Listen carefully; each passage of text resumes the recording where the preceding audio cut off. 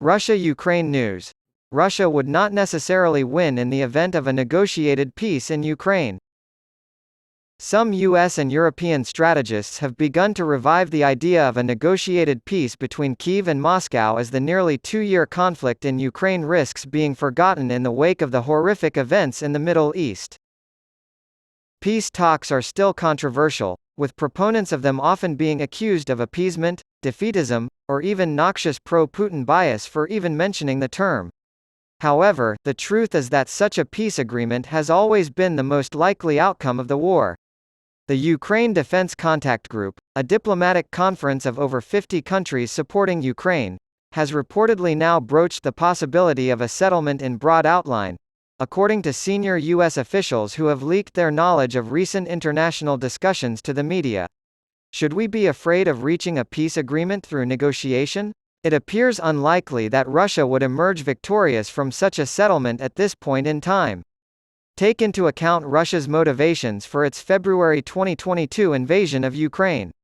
Moscow gambled on a quick blitzkrieg-style military victory, the installation of a pro-Russian satrapy in Kyiv, the elimination of Ukraine's political independence, and a permanent block on Ukrainian integration with the West, all while expecting no serious resistance from the Ukrainians and an irresolute reaction from NATO.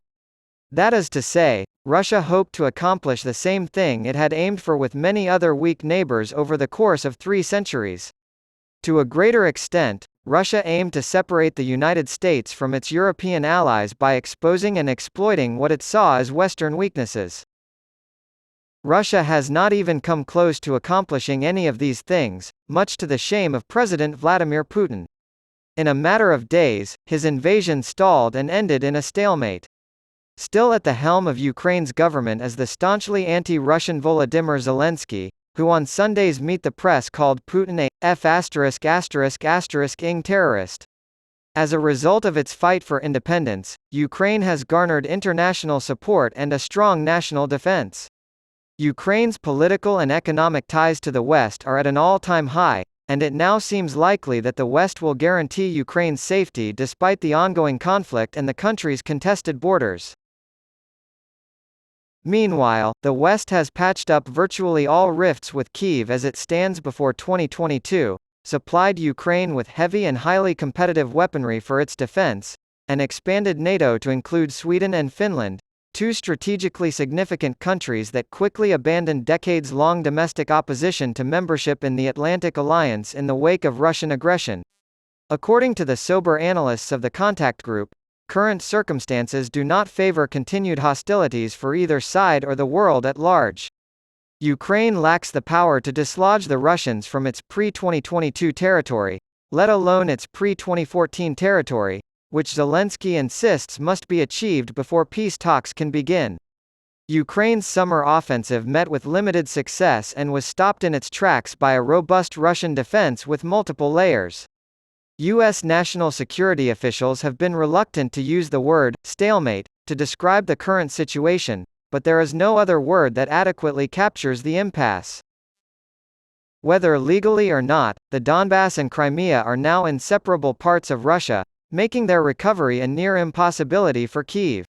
If they were to be sacrificed as part of a settlement, however, Ukraine would never again have the large ethnic Russian populations that had previously ensured a significant amount of Russian influence in the country's elections.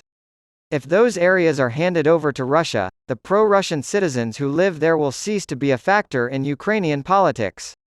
Additionally, prior to 2014, Crimea and the Donbass were Ukraine's poorest and least productive regions, necessitating massive subsidies from Kyiv. These subsidies are now Putin's problem, and reportedly an expensive one.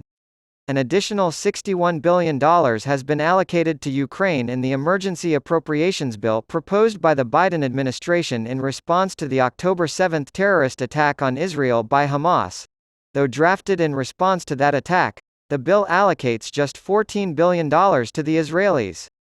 Russia has shown remarkable adaptability in the face of economic sanctions, managing to acquire the technology and hardware it needs to keep fighting with surprisingly little of an impact. Russia's high-value energy exports to China and other Eurasian markets with direct access to Russian supplies appear to have been unimpeded. The likelihood of a global war between Russia and NATO, or World War III, has increased as diplomatic rhetoric, proximity of forces, scale of armaments, and new theaters of conflict on the Eurasian periphery have all increased. Barring a catastrophic global conflict and in the absence of a peace settlement, the war is likely to devolve into a contest of attrition, with Russia and Ukraine going at it until either Russia's vastly larger population and resource base exhaust Ukraine's capacity to resist, or war conditions and attendant political repression produce a serious enough crisis within Russia to prevent it from continuing the war. Both scenarios have the potential to unfold over a long period of time, result in countless additional casualties on top of those already sustained, and raise the specter of a global war with possible nuclear overtones throughout. Putin is a despicable dictator, but his time in power is limited, and he has been made painfully aware of the extent to which his power is constrained. Perhaps now is the time to give peace a try.